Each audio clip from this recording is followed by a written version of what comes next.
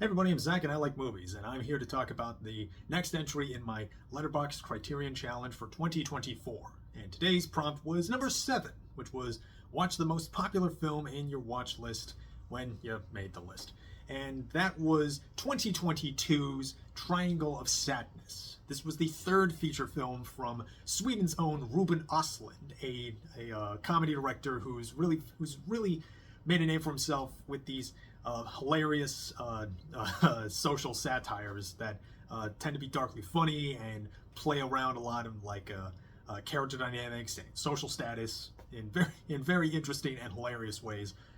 And this one seems to have been one of his probably his most successful, yes, especially internationally, given that this scored him a handful of Oscars nominations at that year's Academy Awards, including Best Director and Best Picture. But this also scored him his second consecutive Palme d'Or from the Cannes Film Festival, following his 2017 movie The Square. But considering what else was in competition for that Palme d'Or that year, Broker, Close, Crimes of the Future, AO, Decision to Leave, there were better options in my opinion, because Triangle of Sadness to me wasn't so much a bad movie, so much it was just underwhelming. I feel like this one might get a little unfairly compared to Östlund's other work, especially be it The Square or especially his 2014 movie that I think is his best, Force Majeure, a great comedy about a marriage kind of breaking down when a dad kind of makes a split decision that reveals a very uncomfortable truth about him. But here it's a very broad comedy that is taking the piss out of the rich and the upper class, and it's like showing a lot of various characters in a lot of these various class dynamics, and this was probably like one of the more successful, critically acclaimed. This was one of the more successful of the 2022's Eat the Rich phase. We had a number of those of where you had movies about people going on lavish vacations and you're taking the piss out of the rich. The White Lotus was really popping off that year too. We were clearly having a moment, between this and movies like Infinity Pool and Glass Onion. But I feel like Triangle of Sadness, while it certainly has some solid highs, I feel for one thing, I feel like it just totally overstays its own welcome. This movie does not need to be 2.5 hours long, and it really doesn't. Also, I feel like the way it's structured left me pretty wanting. So this movie is split into 3 different stories. The first part, it's about this couple, Carl and Yaya. And Carl's a male model, Yaya is a model, but she's also an Instagram influencer, and they get into this argument about paying a tab, and it's told in this it's all told in this in the vein that Östlund really knows how, because it's just playing up these kind of absurd moments and the absurd dynamics of their of a romantic relationship and gender politics, and also having these fun comedic observations of physical and social behavior and I feel like this would be a really great short film that is kind of a microcosm of Östlund's style. But even so, watching this, it did make me just want to watch Force Majeure, which I would highly recommend. But I also, and it's all told. It's the whole movie is all told in this that controlled Euro art style of wide long take shots. It's that sort of push it to the level that feels like self-parody but might not be, because Östlund, while he does do comedies and he does and he does kind of try not to take himself seriously. He clearly is taking his films seriously, and it's a delicate balancing act. But after that, the second part, which is kind of one of the longer stretch, is takes place on the yacht. And here, Carl and Yaya, they kind of take a backseat into a ensemble of characters that kind of just become types. And it's kind of here that the movie shifts down into, again, like there's like some good observations of good high and solid, and the highs here are good and they do make me laugh, but there's like also painfully long stretches of generally toothless satires. Like there's observations of like, oh, they're on this boat, but they're not like really enjoying this vacation. They're clearly like here. They're clearly here to like do like a influencer gig. Like Carl is constantly taking Yaya's photos and like they're uploading them. They're doing like, oh, they're doing mild observation of like, oh, they're like posing with the food, living my best life, but then they don't eat it. But but at the same time, there's also like an observation of how these two young rich people, their only means of like finding wealth and influence is selling their bodies and their personalities, while one of their table mates who's like this Russian businessman who names himself the king of shit because he had a big market in the late 80s and early 90s about fertilizer. So he's like little, and that's kind of like a subtle. It was kind of like working with something subtle there, where like you had this older couple, this older man who's still owns a lot of wealth, and he's still around, he's still like living it up lavishly. And there's also like these other like kind of fun characters where like one is like this woman who had a stroke, and she can only like really like gesture with her arms. She can only say like "in the Vulcan," and sometimes her moments are funny, and she like chats it up with like this sort of delirious weapons manufacturer. And then you have all the like wait staff and the general boat crew who are like, they like try to hype themselves up because like it's the last day. We want to be all big smiles and saying yes, and because hey, you might get a big generous tip.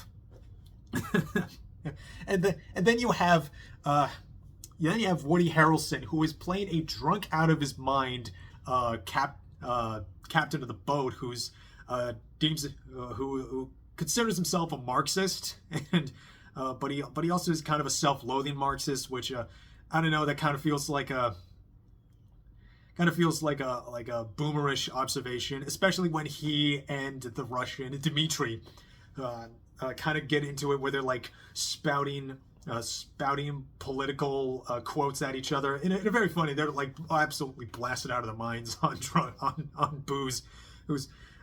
And it's this section of the movie that is probably, while it does have the funniest moments, also has like the lulls between those funny moments are definitely really felt.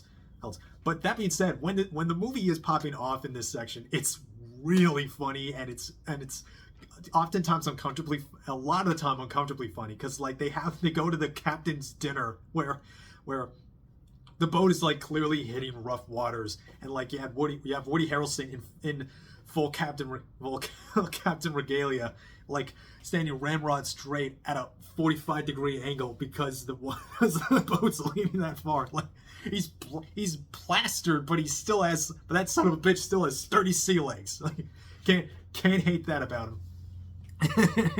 and like this dinner goes on, and what looks and sounds absolutely miserable. Like everyone is like getting sicker and sicker, and they're like, and Östlund And this is where like Östlund's style kind of really kind of hits that high gear I was hoping to see, where he once said that all of his films are about people trying to avoid losing face, and you see that a lot here, where like the rich people, they're like constantly like trying to fight back the urge to throw up, and like this one lady that who's like eating this seaweed gelatin salad thing, and all this like various fancy foods, and she's like she's like burping and like trying to stomach it down, trying to like shut it down with like wolfing down champagne, and then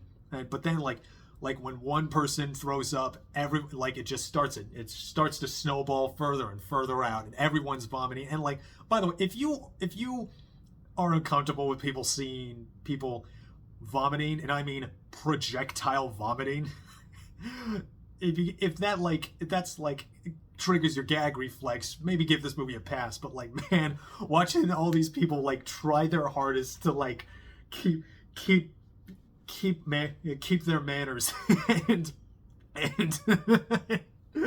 as they're like just horribly vomiting, it's really funny.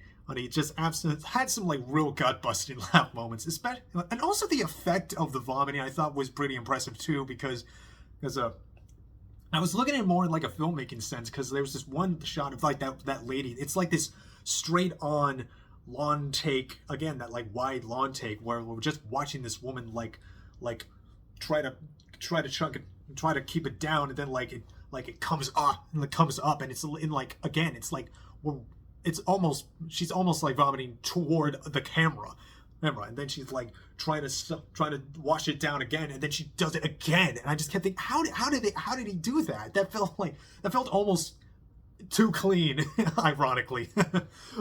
And here there's like, to be fair, all of the performances I think are really great. They're like, everyone feels they're all very broad characters, but they're all performed very, very funny and funny. Like Carl has a lot of great reactions. Dimitri is a big funny oaf, and Woody Harrelson also, especially when he gets in it with Woody Harrelson.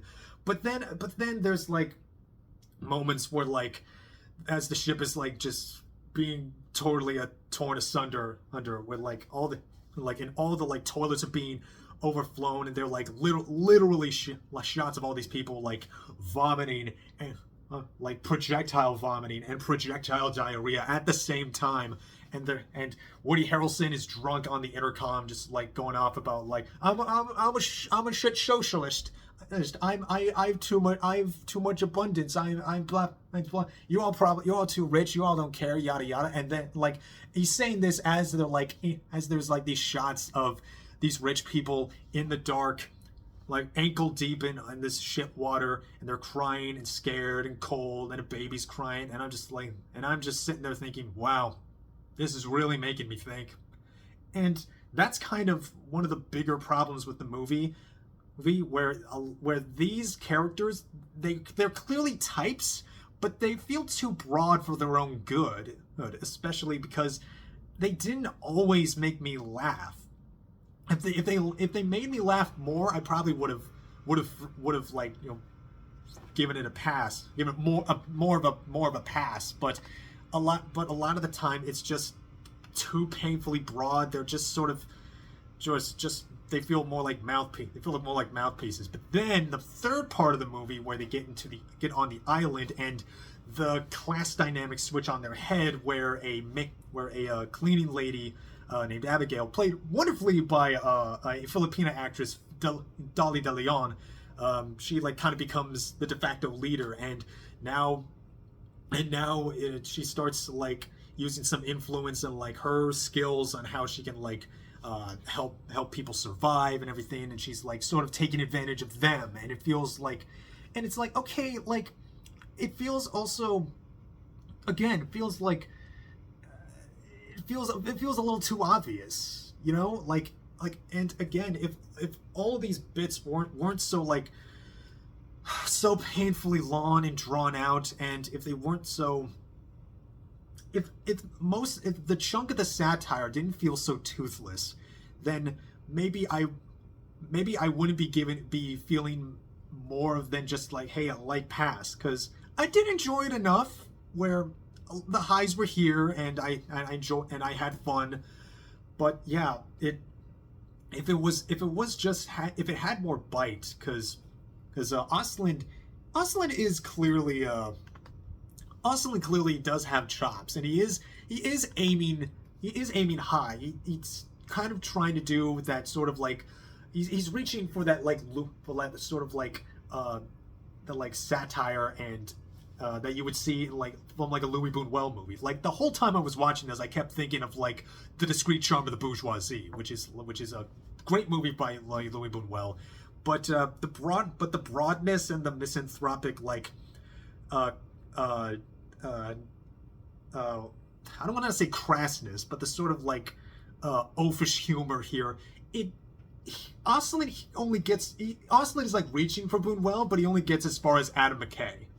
Oh, granted, this was not nearly as annoying and just in your face as Don't Look Up. My God, but it just feels disjointed. It feels overly long, and I feel like Östlund has done better. Östlund has done better work. As much fun as I had, as much good there is in this movie, I think Östlund just felt like he was doing too much for not enough. It felt like I definitely like Östlund, and the French clearly do, given his acclaim with Cannes. But I don't know. It looked nice. I did laugh. I probably would recommend it, if you're into like if you are looking for like something fun and kind of like maybe like giving a step up into the more art house kind of stuff, because this is like a broad comedy told through like Euro art sensibilities. And I do like Östlund. I recommend checking out his work. I definitely recommend the Force Majeure again. But yeah, in terms of like, we've had better spins on class and these riffs on beauty and high art and gender politics and again class and class politics and all that. But this it felt like it didn't feel like it was doing enough, and for what it was and for how long it was, it needed to do more. And so yeah, that's kind of all I got. I don't know, whatever. That's kind of it. I'm feeling pretty whatever. But yeah, kind of all that needs to be said. Definitely, and that's all. Yeah, that's all I said. No, don't want to repeat myself any more than I already have. So yeah, that's my review. It's currently available physically through Criterion and available on Hulu if you wish to stream this. And I'm Zach, and that's my review. I'm Zach. I like movies. I have a lot of other movies to watch, and I hope you watch movies too. And I will see you all next time.